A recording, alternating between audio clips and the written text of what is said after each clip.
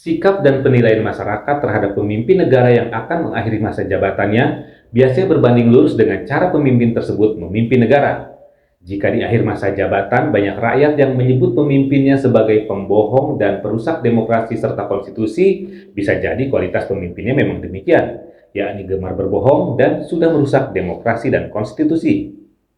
Dan suara rakyat ini adalah suara yang murni dan tidak bisa ditutupi dengan glorifikasi survei maupun polesan pencitraan. Namun ada juga pemimpin yang ketika mengakhiri masa jabatannya justru mendapat pujian dan simpati dari rakyatnya. Ia bisa hidup tenang, bahkan bisa bernyanyi-nyanyi. Nah, belajar dari pemimpin-pemimpin dunia, banyak di antara mereka yang kemudian harus menebus perbuatannya dengan cara yang tragis, bahkan harus menebus dengan nyawa. Samuel Kedu, mantan presiden Liberia, mengakhiri kekuasaannya secara tragis. Setelah ditangkap oleh lawan politiknya, ia disiksa, dimutilasi, bahkan kemudian dagingnya dimakan.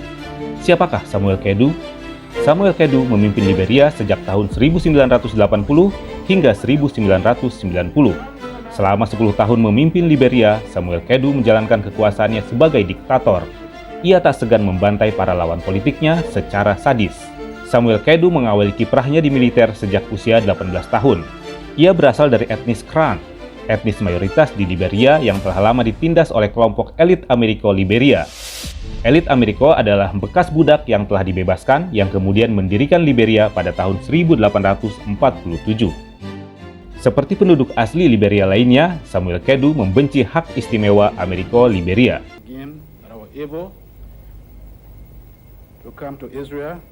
Samuel Kedu meraih kekuasaan melalui suatu kudeta pada 12 April 1980.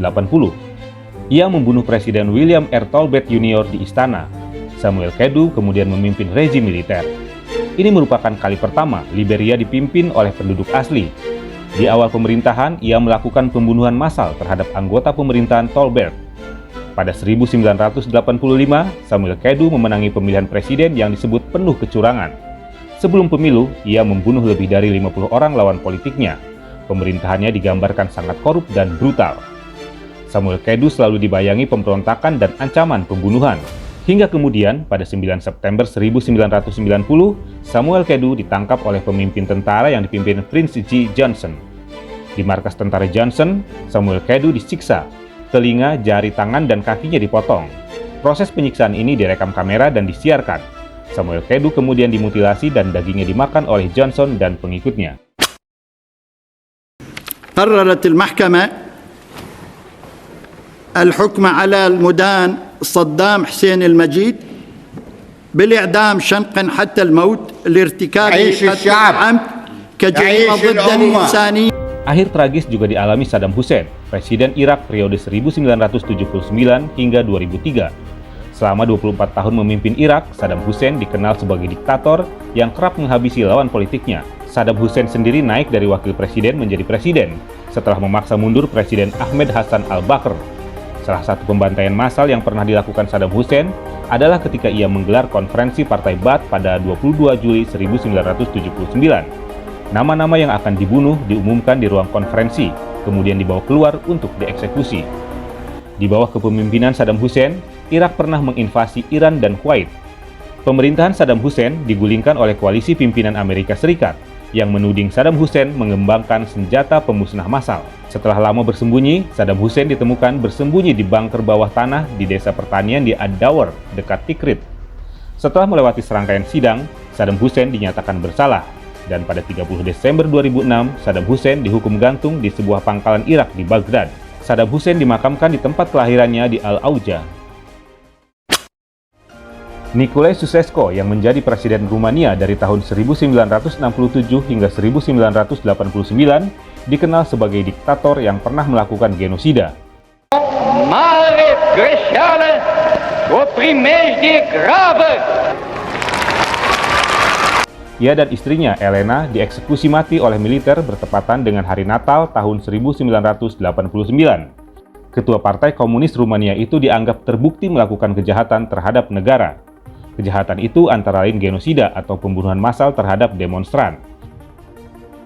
Peristiwa itu terjadi ketika rakyat melakukan demonstrasi besar-besaran dan mendesak Nicolae Ceausescu mundur. Media barat memperkirakan 64.000 orang tewas dibantai aparat pro-pemerintah. Menjadi presiden Rumania sejak 9 Desember 1967, Nicolae Ceausescu menjalankan pemerintahan secara otoriter. Siapa saja yang membangkang pemerintah akan diberangus. Puncak kemarahan rakyat membuahkan revolusi pada 21 Desember 1989. Setelah sempat berusaha melarikan diri, Nicolae Ceausescu dan istrinya ditangkap.